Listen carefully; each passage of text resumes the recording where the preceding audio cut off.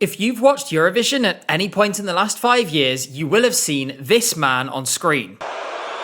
Yeah, good evening. So the moment of truth has arrived. That's Martin Osterdahl, and until recently, he was the executive supervisor of the contest. As you can tell, he was a bit of a controversial figure. A few weeks ago, he unexpectedly resigned, bringing an end to a chapter of the contest that was anything but straightforward. In fact, he hadn't presided over a single edition of the contest that could be considered to be taking place in normal circumstances. Today, we're going to try and evaluate both how he as executive supervisor and the European Broadcasting Union as the overall organisers of the show did over the last 5 years, as well as looking at where the contest goes from here. To do that, we're going to look at each edition he was involved with since 2021, as well as the external crises that affected every single year. As well, we're going to look at what that says about the state of the contest overall now. Very quickly, before we get into it, make sure to like the video, make sure to subscribe to the channel if you enjoy it, as well as following me on social media, and you can find all the details of that in the description. As well as that, there's also links to how to support me financially if you wish. Now, let's start with the first year that Martin Osterdahl came into the job, which was 2021. That year, basically every element of the show was dictated by the ongoing pandemic. The contest had been cancelled the previous year, and the organisers, which was Avrotros, which is the Dutch broadcaster, carried over basically every element they could from 2020. That's because, given how soon it was until the contest when it was cancelled, much of what was going to be shown on stage in 2020 was already prepared. It made much more sense to just keep that for the next year. What this means is Martin Osterdahl's influence, which would have been limited anyway because it was his first year, was even smaller than it otherwise would have been. His role was essentially to administer the contest through a logistical nightmare. Broadly speaking, I don't think anyone can really have any problem with how the contest ran in 2021. Looking back, given the various COVID-era restrictions that were in force at the time, it's a miracle that we got a show at all. It was obviously odd that we had less fans in the room than usual, and it really sucked that Iceland couldn't perform live on stage because one of their members had a positive COVID test, but in general everything was fine. In addition, we had the greatest cultural success of modern Eurovision in the form of Måneskin as the winner that year. Their victory and subsequent success shows both how far the contest had come in terms of its relevance culturally, but also how it had become a springboard for artists to launch their careers. This showed just how strong a position it was in at this point. The only major scandal that hit 2021 was the exclusion of Belarus. They sent an entry that, as well as being terrible, was very clearly political and mocking protesters who had participated in the demonstrations against the government the previous summer. Though their entry was initially accepted, it was rapidly reversed after an outcry. After their replacement entry was also rejected, Belarus withdrew from the contest. The handling of this was not exactly ideal, but it ultimately resolved in the way it should have done. Overall, what we saw in 2021 was the kind of challenge that the contest in its current form is ultimately quite well equipped to deal with. It was a challenge that predominantly manifested itself in production and logistics, with limited but clear-cut political problems that were of little relevance or significance to most of the other broadcasters. When you have a legion of TV production experts running both the contest and the broadcast involved, it's no surprise that these things went fine. We really should emphasize here just how good Avrotros's team were, and I want to give them special credit. Because to be honest, a large proportion of an edition's success in normal times when there aren't massive overarching political themes is basically down to the host broadcaster and their team. In 2021, they really shone. Unfortunately, in subsequent years, things have gotten rockier and rockier. Let's start in 2022, which was the year where Russia was kicked out of the contest for their full-scale invasion of Ukraine. The thing is, while they were ultimately banned from the contest, initially the EBU refused to remove them. They only relented a day later after massive protests and pressure from broadcasters, including many saying that they would withdraw from the contest and refuse to participate if Russia wasn't removed. When Russia was removed from the contest, the statement said very clearly that it was because their presence would bring the contest into disrepute. This may become relevant again later. On the flip side, the EBU did make some good judgments. They were extremely open to humanitarian and political gestures and statements in favour of Ukraine, as they should have been. They went as far as to explicitly state that they considered all statements in support of Ukraine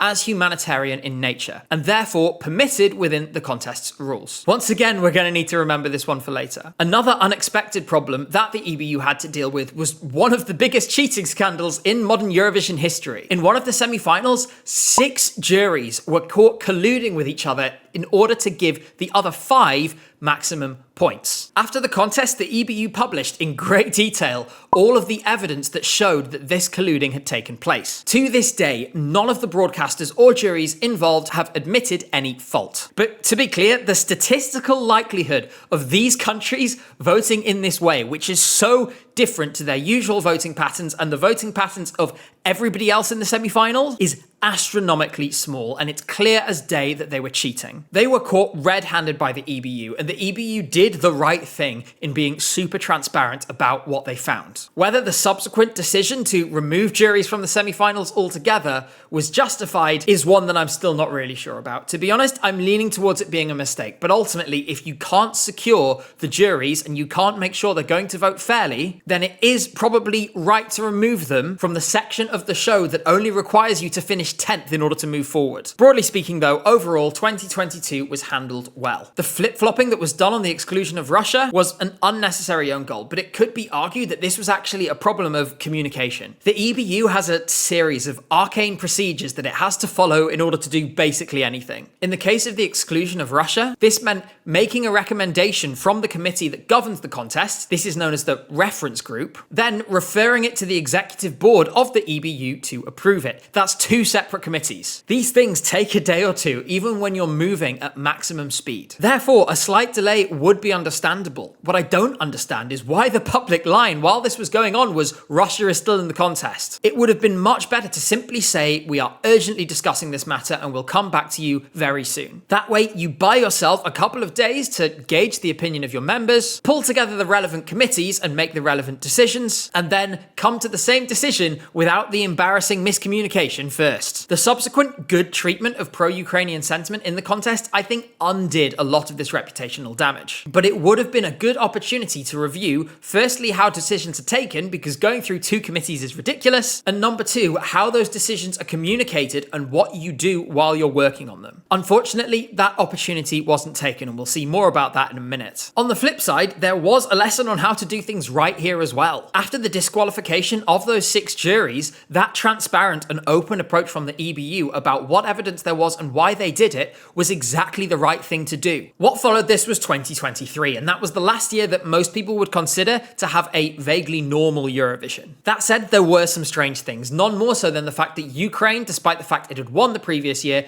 could not host the show. Instead, the UK stepped up in their place, and while this was controversial at the time, with both the Ukrainian and UK governments protesting against this, in retrospect, I think everyone can agree that it was the right choice from the EBU to do this. It simply wouldn't have been logistically possible, and it probably wouldn't have been safe to host it anywhere in Ukraine at the moment. Hopefully in the future that will change and we will see Eurovision in Ukraine again. What I will say though is that the UK, in my opinion, did a pretty incredible job of representing Ukrainian culture and partnering with the Ukrainian broadcaster during the show. The colour scheme of the contest was blue and yellow. We had a host who was Ukrainian in the form of Yulia Sanina. The entire show was filled with Ukrainian artists, and in fact the flag parade at the start of the final doubled as a showcase of famous past Eurovision entries from Ukraine. In addition to that, on an organizational standpoint, basically everything about this edition went great. The result might have been controversial, but I refuse to believe that there is anyone who has the energy for that argument more than 2 years after it first happened. The thing is that the EBU didn't really have that much to do with the success, because most of it came from the fact that the BBC and the Ukrainian broadcaster Suspilna really knew what they were doing and executed basically everything to perfection. This does highlight though that the executive supervisor role and the role of the EBU more generally is a bit like a referee in a sports game. If they've done well, you're not talking about them. But if they've done badly, then they are the headline. And they've probably done something wrong. That said, in 2023, there was no headline. Things had gone well, and at that point, Martin Osterdahl's stock was probably at its highest. He had established himself as an institution of the contest in the same way that his predecessor, Jon Ola Sand, had. He'd just been part of delivering one of the best contests in recent memory, and we were about to head to Sweden, which even Osterdahl said himself in an interview put him at ease because everyone knows the Swedes are really good at running this thing. Unfortunately, by the time the 2024 contest rolled around, things couldn't be more different. The contest found itself in the midst of another political crisis, except this time the geopolitics of it were totally different. While Russia had been universally and immediately condemned by the European public and European governments, this wasn't the case when it came to Israel. By the time the contest rolled around in May, there was a huge outcry in response to the war crimes committed by Israel, which were and continue to be widely documented by a huge range of international charities, news agencies, and humanitarian organizations. We will come on to why Israel was and still is in the contest in a moment, and also why that might change in a few months' time. But since this video is about Martin Osterdahl and the EBU's handling of the situation, I'm not going to cover that for now, for reasons that I will explain. Instead, I'm going to evaluate first, before we get to that, the various incidents, some of which stemmed from this, that took place during the 2024 contest. At this point in the video is where we hit what is, in my opinion, one of the biggest misjudgments in the recent history of Eurovision. For some reason, the decision was made to suppress any kind of solidarity with or representations of Palestinian people or their culture. I went into depth on this in my video, Eurovision 2024 was a complete disaster. And while I would maybe change some things in that video, owing to how emotional and angry I was when I made it, it does illustrate just how much damage was done to the brand in such a short time. I do want to highlight again a couple of incidents that showcased this suppression though. Firstly, Bambi Thug was forced to remove the word ceasefire from their face, despite the fact it was written in Irish in an ancient script that nobody would have understood had it not been pointed out and made an issue of. Secondly, and most egregiously, after Swedish-Palestinian artist and former Eurovision participant Eric Sada wore a keffiyeh around his wrist during his opening act performance, it was not only not uploaded to the Eurovision YouTube channel, but for some reason the EBU chose to issue a statement condemning him for doing it. This was a Palestinian man expressing his cultural identity, with the explicit permission, according to Eric, of the host broadcaster SVT, who then did a 180 and lined up alongside the EBU to condemn him. Earlier we talked about the EBU's inability to read the room when communicating about situations dealing with contentious and politically charged issues. This is emblematic of that. And also not consistent with their previous position of 2022 to 23, where gestures of sympathy and solidarity with Ukraine were explicitly stated to be within the rules and humanitarian nature as they should have been. I do not know why the same thing wasn't extended to Palestinians. There was no avoiding that there would be tension, there would be protests, and there would be controversy around the 2024 contest if Israel was included. For geopolitical reasons that I'm going to explain, that was inevitable. There was no getting around that they were going to be in the competition. Therefore, it could have been considered a limited comms success overall for the EBU if their interventions had served to cool things down and ease off tensions. In these situations, the way to do this, in my view, would be to take a softer line. Something along the lines of, Eurovision is an apolitical event, but we understand why people feel so strongly about this, and the rules permit artists to make gestures that express their personal backgrounds or are humanitarian in nature. This would have been totally consistent with the line they had taken the 2 previous years. That doesn't cross either any of the red lines that the political situation had drawn for the contest or its organisers. By giving artists some room for manoeuvre, it would have lowered the temperature as well. The position that the EBU actually took by trying to suppress any and all expression simply widened the gulf between the organisers and the delegations and artists. It further damaged as well the trust-based relationships between those different parties on which the entire contest is based. While this was happening, there were a series of other crises going on too. The Israeli delegation were running around doing their best to ruin everybody else's week, with their antics including filming other artists without their permission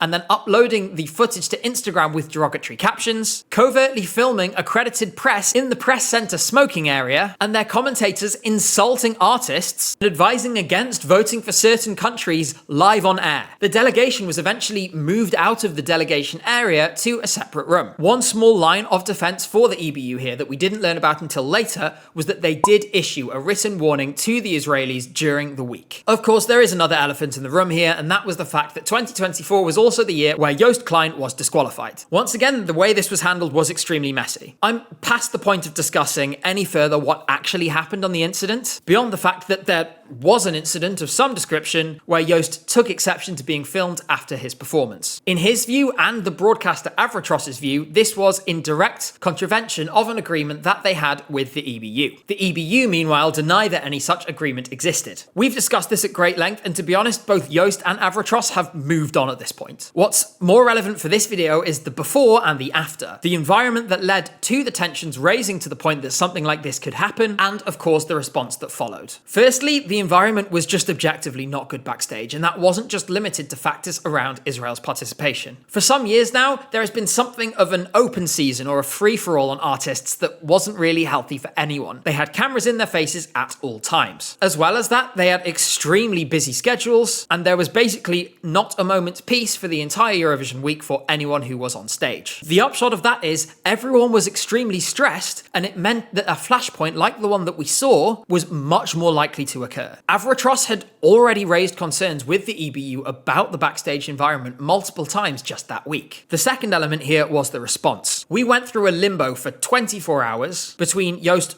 not appearing at the rehearsal on Friday, and the final decision being made on the Saturday. The lack of clear process, as well as really poor communication, was laid bare here, because nobody really knew what was going on, and that included Joost, who sat waiting backstage for hours to find out if he was in the competition or not. For me, the emblematic moment will always be the onstage producer losing his cool with the audience before the show because they were booing him. Wow.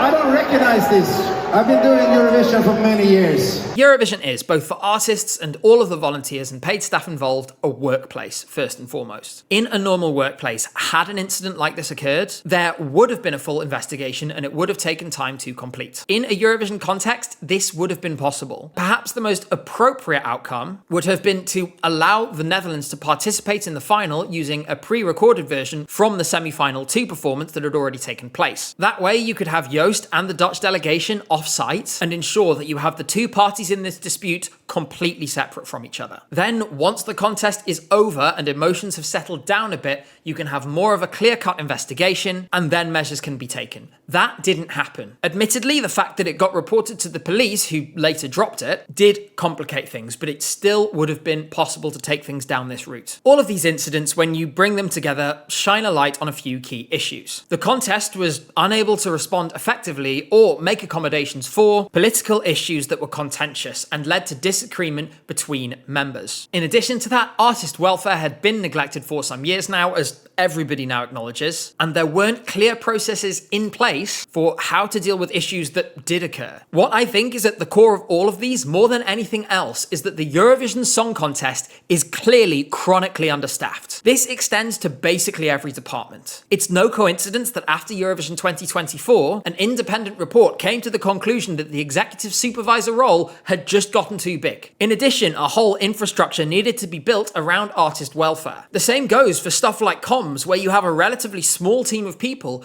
being expected to manage an absolutely enormous event. This is not normal, and most events on this scale have far more staff and far more people working behind the scenes to ensure things can be responded to rapidly and in the proper way. For that reason, I think to an extent I can understand why there have been so many comms challenges, because at the core of it is a tiny organization. If any one of the issues that I just discussed had come up in isolation, maybe they would have been able to deal with it. We saw in previous years, while things weren't perfect, for the most part, stuff got sorted. It was the sheer number of fires that needed putting out and the sheer number of things going on at once that left the team that runs the contest overworked and overwhelmed. Anyone in that position would have found that, with so few resources available, they would have been completely unequipped to deal with all of the challenges at hand. Ultimately, the buck has to stop somewhere for these shortcomings, especially when you consider that there were warning signs from previous years that these things were coming. It is ultimately the responsibility of the executive supervisor, as well as the reference group, of which the executive supervisor is a member, to move the contest forward and keep the car running. That is, in fairness, much easier said than done. I interviewed the previous executive supervisor of the contest, Jon Ola Sand, in Basel this year. The key takeaway from that was, because of the sheer volume of broadcasters operating on different budgets with different goals and different agendas of their domestic governments, which are often competing with one another, it is extremely complicated to make changes to the contest or the way that it functions. At the same time, we have to balance that with the fact that the changes that have now been made, including the new code of conduct, did not need to come in the wake of a crisis. And the same goes for the introduction of the ESC director to lighten the load of the executive supervisor. These things were already issues well in advance, as was, and to an extent, as still is, the hugely excessive workload being placed on contest staff. With all that in mind, when we come to 2025, some things were better. The backstage environment was hugely improved, and there was no repeat of the kinds of incidents that had led to the disqualification of Joost Klein. The same goes for the 2024 litany of complaints about the Israeli delegation. There was no repeat this year. The commissioning of a review into the 2024 contest right after it had finished was the correct decision, even if I and many others have been frustrated by the lack of transparency on this front. We've only seen the review now because it was leaked to a Spanish newspaper. On the flip side, I think that new code of conduct does have some problems. It does protect artist welfare in some respects, but it also severely restricted their freedom of expression, as well as having implications for press freedom as well. The EBU actually acknowledged this at a press conference during the contest, so there's a hope for some changes here. Given we're getting a new executive supervisor and a new reference group, and this was the first year that the code of conduct was in place, this is the time at which modifications are most likely to occur. That said, the key issue in 2025 was the vulnerability of the voting system to bad faith campaigns such as the one conducted by the Israeli government for the second consecutive year. The Foreign Ministry of Israel poured millions into advertising how to vote for their song and emphasizing the fact that you could vote up to 20 times. While you and I, and basically everybody else who's watching this video, probably saw those adverts at some point, they weren't really meant for any of us. They were meant for people who already had strong sympathies with Israel for one reason or another, and therefore, for whatever reason, would be very motivated to spend large amounts of money voting on the result of a contest that they clearly have no respect or interest in. All in all, the net result was an illegitimate boosting of a song all the way up to the top of the public vote result. That result has then been used by Israel to claim that the European public, which all recent polling shows are deeply skeptical of Israel at best and actively outraged at them at worst, are actually on their side. The political benefits of this implication, hopefully, are self-explanatory. This is another issue, just like the others in this video, that we sleepwalked into. The outgoing chair of the reference group, who's just been replaced, explicitly dismissed the risks of a campaign like this a few months before the contest. And it says a lot about the attitude here. What happened in 2025 was once again entirely foreseeable, but failure to take more minor corrective actions in advance has led us to where we are now, with broadcasters screaming bloody murder and Israel clinging onto its place in the contest by the thinnest of threads. In a few months, there's a very real chance that they could finally be booted out. The question has rightly been asked, though, why all of these discussions and all of these issues are happening now when so much could have been avoided if Israel was simply removed before the 2024 contest in the first place. This is, of course, true, and many of the tensions and issues that we've had simply wouldn't have happened if Israel wasn't there. That said, the calls for the executive supervisor or the EBU to unilaterally remove them fundamentally misunderstand how such a thing comes about. You may have noticed for a video explaining Martin Osterdahl's role and evaluating it, there's been not that much mention of him, relatively speaking, and I've instead been referring to the EBU in general terms when it comes to the big issues, rather than when it comes to specific incidents. There is a reason for this, and that is that while the executive supervisor is important, and especially was before this year, the EBU in itself is a weird and inscrutable organization, which has extremely convoluted and complicated decision-making processes for basically everything. That severely limits the ability of any individual to significantly shift things in a short period of time. As the executive supervisor, your job is to affect change, it is to facilitate it, but you can't just do things overnight unilaterally on a whim. When it comes to Israel's participation in the contest, much as with every other issue in the contest, if you want to remove them, you have to ultimately consider this: who is funding the contest, and therefore who is making the decisions. That's each of the domestic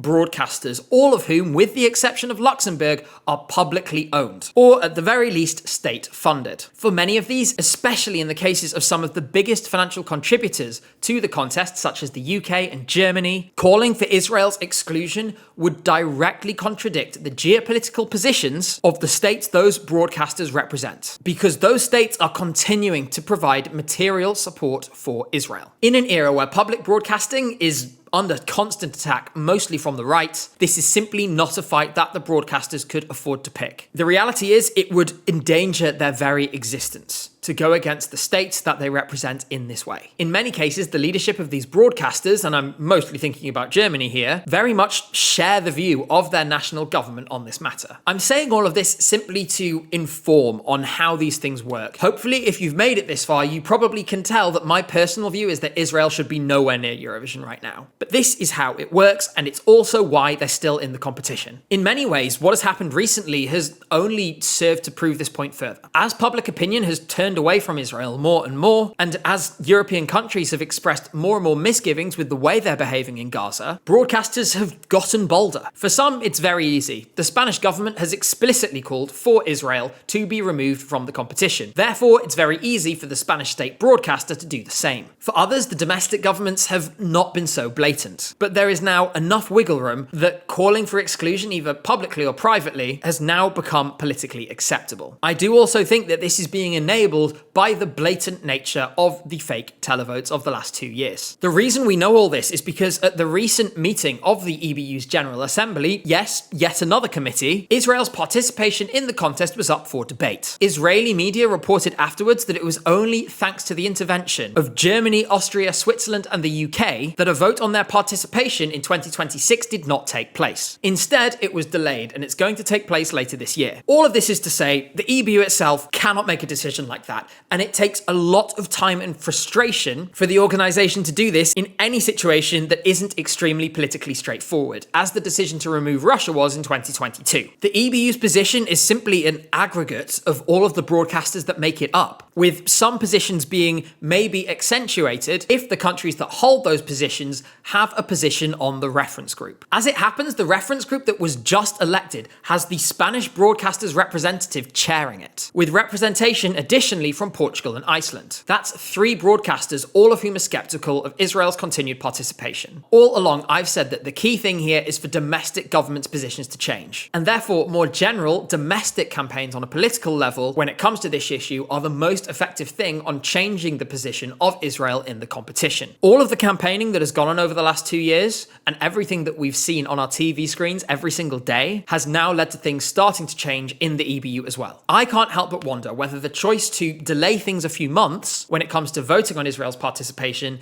is to give some broadcasters a bit more time in order to be able to be bolder in what they say. Overall, I'm trying to say 2 things with this video. Firstly, this might be the moment where Israel is finally kicked out of Eurovision. Secondly, while you can blame the EBU or Martin Osterdahl for a lot of things that have happened in the last few years, it's not necessarily directly their fault that Israel is in the competition. They do not get to make that decision. Ultimately, I'd sum up Martin Osterdahl's time as executive supervisor like this. When the only issues he faced were production-based, he did just fine. But when the political challenges came, as many of us would have been, he was not equipped to deal with it. Do I expect a TV producer to be able to single-handedly solve a series of geopolitical crises? No, obviously not. But do I expect, in response, that the environment in Eurovision is managed in such a way that doesn't cause harm to artists or the contest itself? Yes, I do. In this respect, in my opinion, Martin Osterdahl and the outgoing reference group didn't succeed in what they set out to do. The rapid modernization of the contest has delivered so many positives for the competition. But at the same time, the contest has changed